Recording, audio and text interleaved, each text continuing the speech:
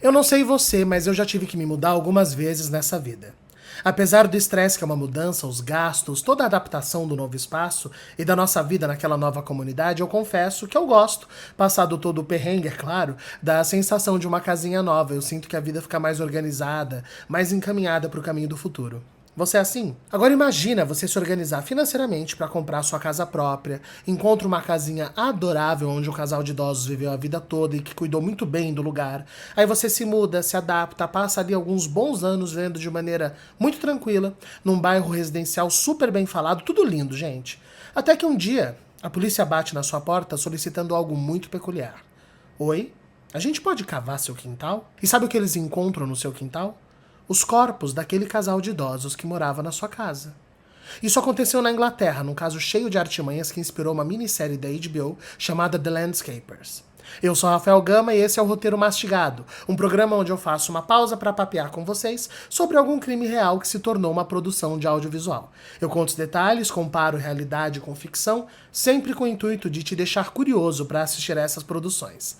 Se esse é o seu tipo de conteúdo, por favor, não esqueça, se inscreva no canal, já deixe o seu like e comente o que você quiser, desde, claro, mantendo sempre o respeito e a educação.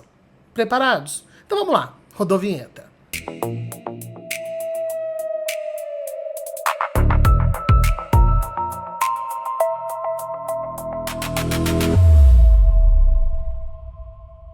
Eu quero começar falando desse casal que foi vítima de um crime tão covarde, que é William e Patricia Wycherley. Eles se casaram em 1958. Na época, o William tinha por volta de 46 e a Patrícia 23 anos. Embora alguns lugares digam que ela seria a segunda esposa de William, não existe um registro oficial disso em cartórios ou nenhuma documentação oficial. Ele pode sim ter tido outros relacionamentos, mas a Patricia foi com quem ele se casou comprovadamente, tá? Em 58. E eles se casaram porque Patricia havia engravidado de William e poucos meses depois nasceria a pequena Susan, que seria a única filha do casal. O que eu posso falar para vocês sobre os Wycherley é muito pouco, e isso é algo muito importante nesse caso. Eu digo isso porque os Wycherley eram muito reservados. Eles não eram de sair, não faziam barulho, não davam festa, não tinham amigo, vinham de famílias muito pequenas e distantes deles, então a vida dessa família eram eles, pai, mãe e filha. É difícil até encontrar fotos deles porque eles viviam de uma maneira muito na deles e não eram de registrar nada. Guardem essa informação, tá? Porque isso vai ser um grande problema para a polícia. Porque imaginem, nenhuma amizade com vizinhos, com colegas de trabalho, porque a Patricia acabou parando de trabalhar, o Will era aposentado, a ligação deles com o mundo fora daquela casa era sua filhinha, a Susan. E a Susan seria o maior problema na vida dos Wycherley.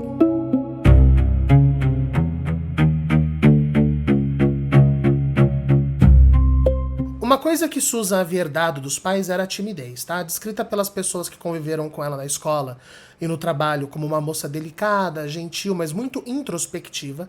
Ela trabalhou como bibliotecária e seu refúgio era sua paixão por filmes antigos de Hollywood. Eu confesso aqui que é algo que eu tenho em comum com ela, tá? Porque eu amo os filmes que a Susan também ama. Ela era uma cinéfila dedicada com um acervo de filmes, pôsteres, memorabilia, que é quando você adquire um item utilizado já por alguma produção. Ela tinha autógrafos, ela era fascinada pelo ator Gary Cooper, que eu entendo. Ele tem um filme onde ele faz um personagem icônico, Mr. Deeds, que não sei se vocês já viram, mas a gente se apaixona por ele. Mas a vidinha da Susan era bem pacata, tanto que ela decidiu ir atrás de uma agência de relacionamento. Olha, eu não sei a idade de você que está me assistindo, mas caso você tenha nascido depois dos anos 2000, antigamente não tinha aplicativo de relacionamento, e as pessoas, para se conhecer, ou frequentavam ambientes sociais, né, como bares e danceterias até hoje, ou buscavam ferramentas que causassem esses encontros, de anúncio nos jornais, restaurantes que promoviam encontros às cegas, e também tinham essas agências de relacionamento, que eram como agências de modelos, que você levava foto, preenchia uma ficha de perfil, e aí a agência que fazia o match, ou seja, localizava perfis que tinham coisas em comuns com o seu e mandava os candidatos para você agendar um encontro. Juro pra vocês, era assim. E foi assim que a Susan conheceu o segundo personagem central desse crime, Christopher Edwards. Eles se conheceram no início dos anos 80, o Christopher era um ano mais velho que a Susan, os dois tinham então ali seus 20 e poucos anos quando se apaixonaram, e foi assim à primeira vista. O Christopher era funcionário administrativo, responsável pelo controle financeiro da empresa, e tido pelos que conheciam nessa época como um rapaz muito educado, organizado, e também era extremamente tímido. Ele não era de sair, de festar, nada disso, ele gostava de ficar em casa, ouvindo as músicas antigas no estilo Frank Sinatra, e vendo filmes da Era de Ouro de Hollywood. Olha que match perfeito. Tanto que eles se casaram em 83. A Susan larga o emprego e eles vão morar num apartamento pequeno em Dagenham, que é no leste de Londres. Um casal discreto, com uma vida simples, não tinham muitos gastos, ou melhor, não teriam muitos gastos, se não fosse a obsessão de ambos por itens colecionáveis de seu novo hobby favorito.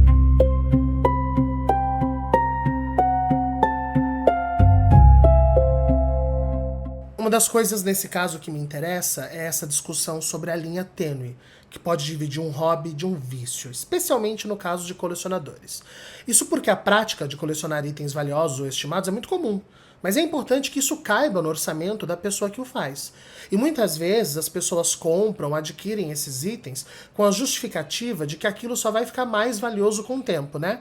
Então, estão fazendo um investimento. O que não é necessariamente mentira. Muitos itens, de fato, ficam mais valiosos. Só que o que é importante reconhecer, gente, é a diferença entre comprar um item pensando unicamente no valor de mercado dele e comprar um item que tenha valor emocional. Nada do que a Susan adquiria ela tinha intenção de vender, muito pelo contrário. Ela queria cada vez mais ter itens mais raros. E é dito pelas pessoas que conheciam o Christopher que, apesar de ele ser muito tímido, era muito sabido da sua devoção pela esposa. Não que o Christopher já não tivesse a mesma paixão que ela, mas quem investia mais nessa paixão pelo cinema antigo era a Susan. E o Christopher acabou sendo a fonte de renda desse hobby, uma vez que a Susan, como eu falei, abandonou o emprego na biblioteca. Os itens eram caros e o salário de Christopher não era tão alto assim. Então chegou uma hora que o dinheiro foi acabando e o interesse por novos itens para a coleção só aumentava. Olha, gente, as coisas iam de pôsteres raros, fotos, cartas de celebridade. Inclusive tem algo curioso sobre o item das cartas, eu já vou contar para vocês. Mas só para vocês terem uma dimensão. Foi adquirido um autógrafo do Frank Sinatra por 20 mil libras, que é um valor estratosférico, mesmo se eles fossem um casal rico, que não era a situação dos Edwards. Gente, parece que a Susan até forjava algumas cartas pro próprio marido, se passando, pasmem, pelo ator francês Gérard Depardieu, escrevendo com erros de inglês, e ela adquiriu uma máquina de prensa para ela poder forjar os selos dos correios franceses. Ou seja, a situação estava ficando um tanto quanto descontrolada. E a partir desse momento, muitas coisas que eu vou falar são deduções e apontamentos das investigações, porque vale reforçar. Era um casal de idosos muito discreto, que tinha uma filha casada também com uma vida muito discreta. Então a gente não tem testemunha, vizinho, nenhum amigo que pudesse corroborar com o que foi testemunhado por Susan e Christopher, ou mesmo servir de acusação como colaboradores de versões que pudessem contestar os depoimentos colhidos. Por exemplo, a polícia acredita que Susan tenha tentado tomar dinheiro com os pais, a quem visitava frequentemente. Só que a gente não tem prova de saques com esses depósitos, propósito algum disso. O que foi levantado depois é que a segunda esposa do avô de Susan, que ela adorava, então vamos chamar ela de avó porque consideração, deixou uma herança ao falecer que foi usado como parte de um montante na compra de uma casa em Londres. Casa esta que os pais de Susan colocaram a maior parte do valor e posteriormente a Patricia teria pedido para Susan tirar o nome da escritura dessa casa porque o seu investimento teria sido menor que o deles e eles queriam ter independência sobre a documentação da casa para vendê-la. Aparentemente a Susan aceitou fazer isso, mas não ficou feliz em não receber o seu montante da herança investido de volta. Esse dinheiro perdido, especialmente quando o casal Wycherley vendeu a casa que compraram e se mudaram para Mansfield, fora de Londres. Isso somado ao endividamento dos Edwards, teria sido então a motivação que fez Susan ir lá, ter uma conversinha definitiva com seus pais.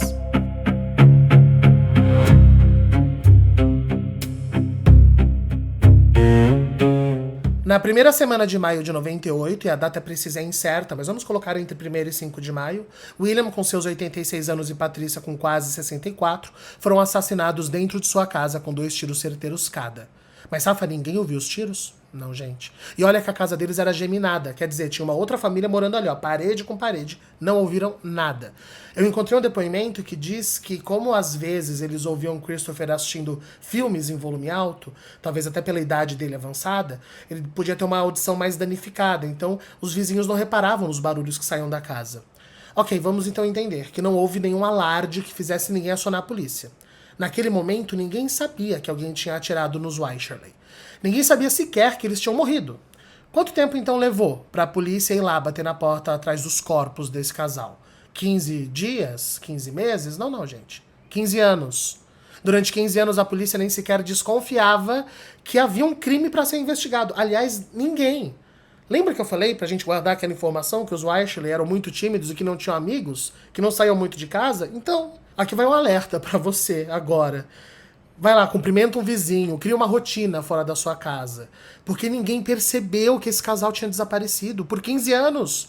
Isso porque no dia seguinte ao crime, Christopher abriu um buraco no jardim. Um vizinho viu ele cavando, mas disse que achava que ele estava fazendo manutenção no jardim e seguiu com a vida. Eles abriram um buraco, depositaram os cadáveres lá, cobriram e plantaram arbustos em cima. Durante 14 anos, os Edwards seguiram cuidando do jardim, cuidando da casa, sacando o dinheiro das contas dos Wycherley. Logo após o crime, tá? A Susan já saca 40 mil libras, foram recebendo aposentadorias, falsificando correspondências, pagando as contas da casa, mandando cartões de Natal para parentes distantes, forjando até caligrafia. Coisa que a Susan, vamos lá, já estava meio especialista, né? E esses documentos todos acabavam servindo como provas de vida para os parentes, né? Ou seja, eles mantiveram esse tempo todo poucas ações forjadas para simular que Patricia e William estavam ainda entre nós. E aí, como não tinha um vizinho fuxiqueiro e nenhum parente intrometido, eles sustentaram essa farsa por mais de uma década. A Susan abriu uma conta conjunta assinando como Patricia para manter o controle da movimentação bancária do casal. Eles receberam por quase 14 anos pensão do Estado, pagamento de indenização por lesão industrial, auxílio gás no inverno para a calefação da casa, além de pegar empréstimos no nome das vítimas. Mas eles continuaram colecionando memorabilia e aumentando suas dívidas. Até que em 2005, forjando as assinaturas dos pais, a Susan vendeu a casa por 67 mil libras, um valor bem baixo, mas que ia resolver a situação dos Edwards por aquele momento. Só que ninguém vive pra sempre, nem mesmo de mentirinha, né, gente? E em 2012, se ele estivesse vivo, o William Wycherley ia estar com mais de 100 anos. Aí, finalmente, alguém se preocupou em checar se estava tudo bem com ele. Quem se preocupou? O governo.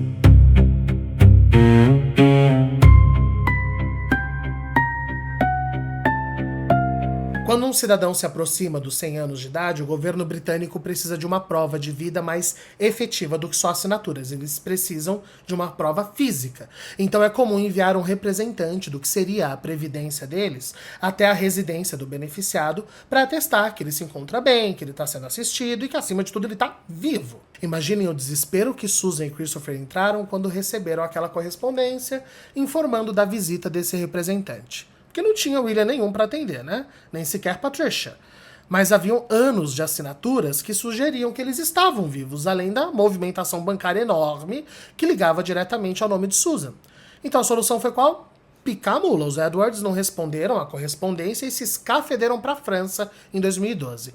Ficaram um ano vivendo lá, só que o Christopher não conseguiu emprego, o dinheiro secou, Susan não queria se desfazer da sua coleção. Então Christopher apelou para alguém que ele não costumava pedir nada, que foi a sua madrasta, Elizabeth Edwards.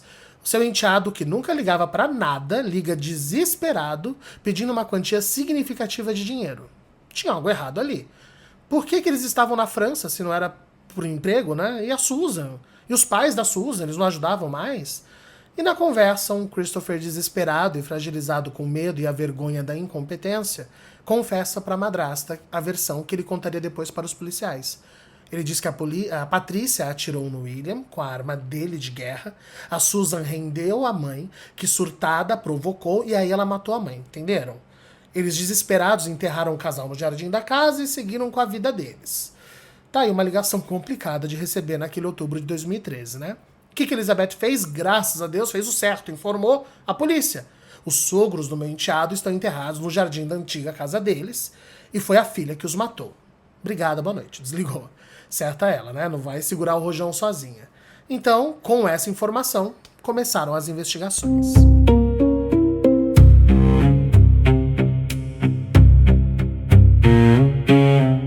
Vocês entenderam a historinha que ele contou, né?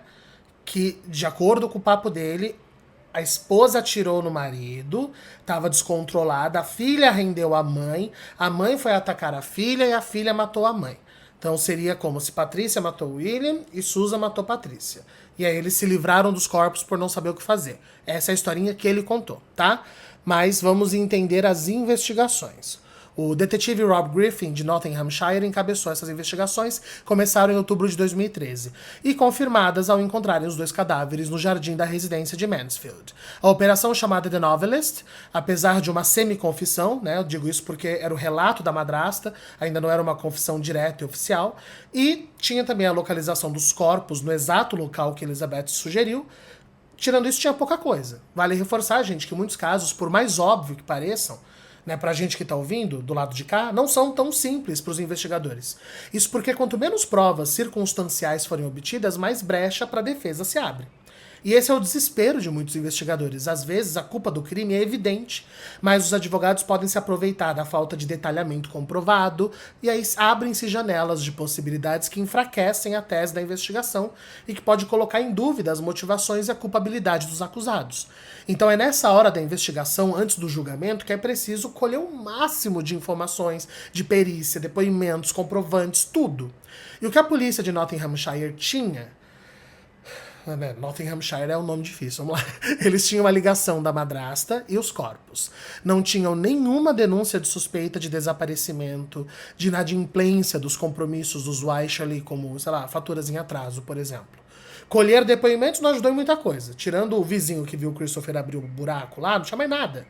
As provas que reforçaram a denúncia do crime é que a perícia confirmou que os tiros vieram da arma de guerra do Christopher, ou seja, não era uma arma de um desconhecido, de um terceiro, como um assaltante, por exemplo. Os tiros eram certeiros, vamos guardar essa informação também.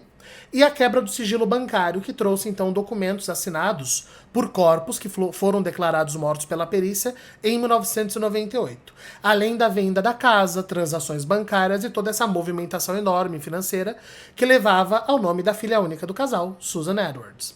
Nessa altura, em 2013, mesmo vendendo a casa, tirando o dinheiro dos pais por anos, o casal tinha uma dívida de 160 mil libras, tá? Isso seria mais ou menos 500 mil reais na época.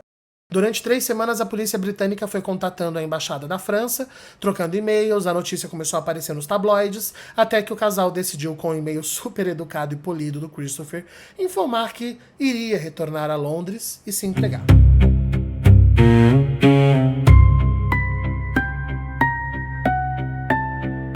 E vamos ao julgamento que acontece em 2014 na corte de Nottingham. Atenção, esse trecho é pra você que adora filme de tribunal, porque eu consegui ler as notas da sentença oficial do juiz do caso, tá? Então eu vou resumir aqui, mas os detalhes são direto da fonte. Vamos começar pela acusação. Lembrando que na Inglaterra, assim como no Brasil, o ônus da prova é da acusação. O que significa isso, Rafa? Que o julgamento, gente, se baseia na presunção da inocência. Ou seja, em outras palavras, todos somos inocentes até que se prove o contrário. Então, quem tem que trazer as informações suficientes que provem a culpa do acusado é a acusação. Pensa como se fosse um jogo onde o 0-0 dá vitória para a defesa, por falta de provas, deu para entender? Então tá, o que trouxe a acusação? E eu adoro essa parte, não sei se vocês gostam de tribunal, comenta aqui.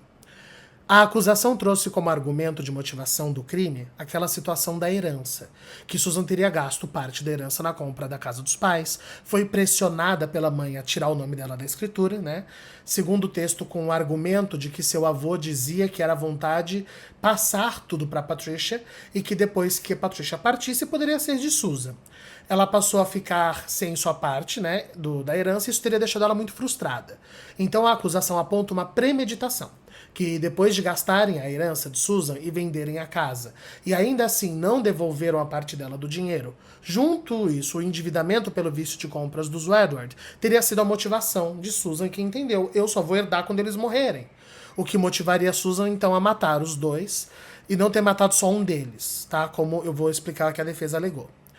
Tese essa foi acolhida pelo juiz, tá? A defesa questiona aqui, se foi premeditado, por que eles usaram a arma que estava na casa e não uma arma levada para o crime? Mas o juiz não achou que isso era prova suficiente de não premeditação, também acho.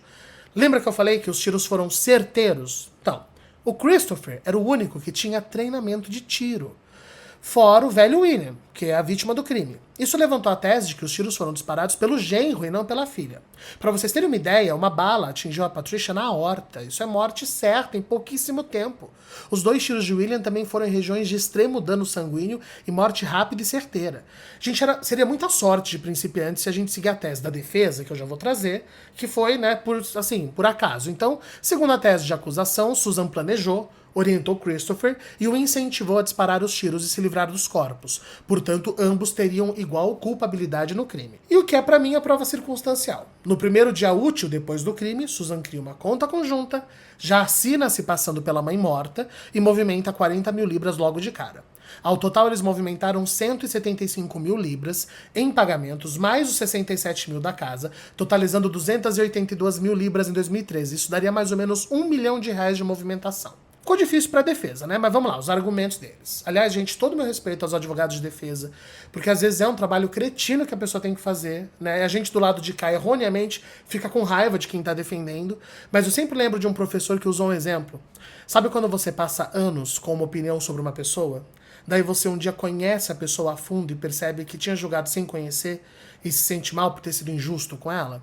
Então é por isso que todo mundo tem direito à defesa, né? Pensem nisso. Eu sei que é difícil, mas às vezes a pessoa não é o que a gente está pensando. Mas a defesa trouxe o seguinte, vamos lá. O depoimento de Christopher negando que atirou. Ele fez clube de tiro, mas tinha vendido suas armas anos antes, e negando que a motivação do crime seria herança. A Susan admitiu ter atirado na mãe, mas como homicídio culposo e não doloso, tá? Isso porque a mãe estaria em surto, aquela história que eu contei, teria atirado no pai e partido pra cima dela descontrolada e provocando Susan a fazer algo. Como é que a arma teria ido da mão da mãe, que tá descontrolada, pra filha atirar nela? Eu e você nunca vamos saber, tá?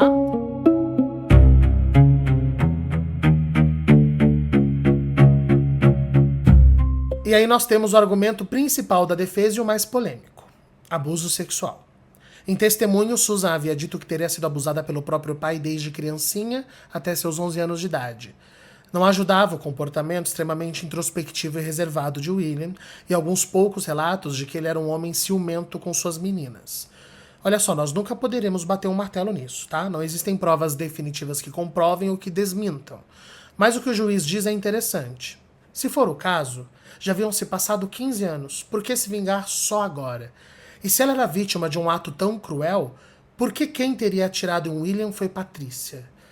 E por que a Susan mataria a mulher que matou seu agressor? Então ele conclui que, no caso disso ser verdade, mais serve de mais motivação, né, por um remorso, desapego sentimental de matar o pai, do que de uma inocência.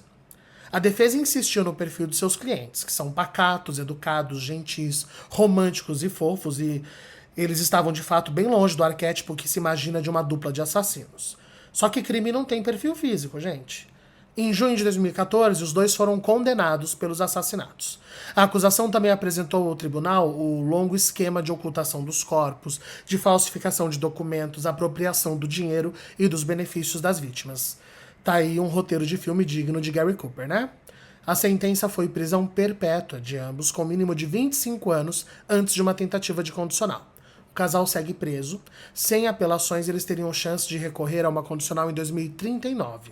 A Susan tentou recorrer numa diminuição de pena, apelando com seu argumento do abuso sexual. Mas este foi recusado por provas, novamente, de faltas de provas circunstanciais. E o caso conclui com várias perguntas. Quem que deu os tiros? O pai abusava mesmo da filha? Afinal, foi planejado ou foi resultado de uma discussão porque foi pedir dinheiro? Por que Christopher topou participar e esconder tudo por tantos anos, sendo que ele confessou assim que alguém questionou ele? Ele foi manipulado? Essas questões alimentam aulas de análise criminal, gente, em universidades pelo mundo todo. Eu acho fascinante imaginar que certas coisas têm tão poucas testemunhas que morrem ali no campo do achismo, porque a não ser, sei lá, que o Christopher, na cadeia, decida falar as veras, né, ou escrever um livro onde a coisa ganhe novas revelações, ainda assim serão versões de um crime tão discreto quanto a vida dessa família.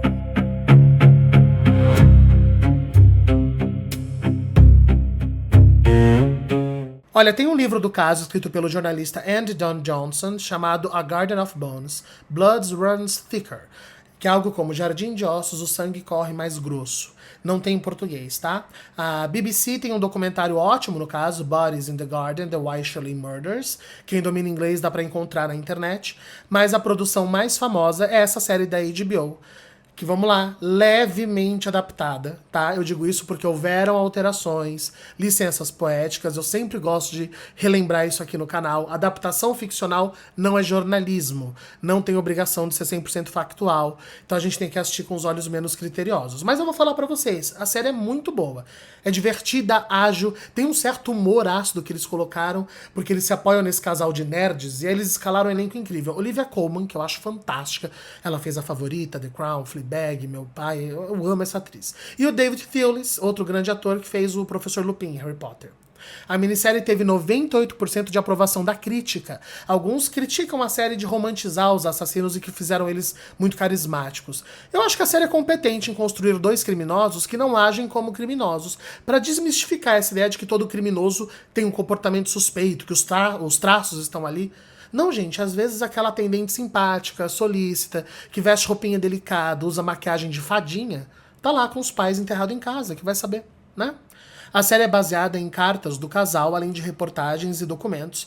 Brinca muito com essa paixão pelo cinema antigo e algumas cenas eles se inspiram nesses filmes. Os próprios roteiristas dizem que é uma série do ponto de vista de um casal que está completamente desconectado da realidade. A crítica elogiou exatamente essa dicotomia que os atores entregam muito bem, de serem divertidos, serem esquisitos, completamente errados, equivocadíssimos, mas que não são vilanescos, é aquele humor meio absurdo. Alguns alegam que isso pode colocar os criminosos numa luz favorável. Eu não concordo com isso, porque em nenhum momento a série sugere que eles estão certos ou que foi justiça, pelo contrário. Infelizmente, a série não tá mais no catálogo da HBO Max no Brasil. Olha, eu nunca vou entender. Uma crítica aqui. Tirar produto do seu próprio catálogo, gente, pra quê? Mas a última vez que eu pesquisei, tava no catálogo da Prime Video, pra quem quiser, tá? Bom, eu vou ficando por aqui, mas eu quero saber, você já conhecia esse caso? Você já assistiu a série? O que te chamou a atenção nesse caso? Comenta aqui, gente. Seu comentário faz muita diferença, ajuda muito. Eu seguirei vendo meus filminhos antigos, mas controlando minhas dívidas, afinal, eu continuo sendo Rafael Gama. E eu vejo vocês no próximo roteiro adaptado. Até lá!